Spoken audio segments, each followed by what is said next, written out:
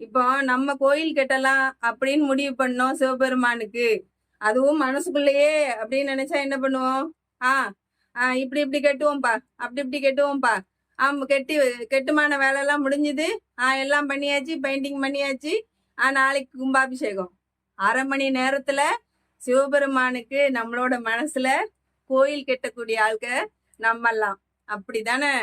ஆனா பூசலார் நாயனார் என்ன பண்ணாரு பாத்தீங்களாங்க?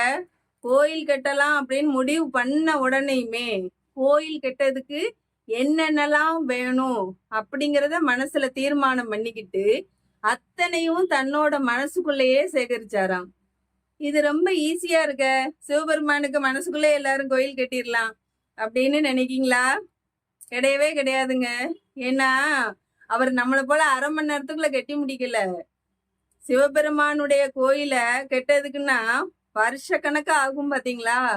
அப்படி வருஷ கணக்கா ஒரே இடத்துல உட்கார்ந்து ராவும் பகலும் தூங்காம முழிச்சிருந்து சிவபெருமானுக்கு மணக்கோயில கட்டியிருக்காரு.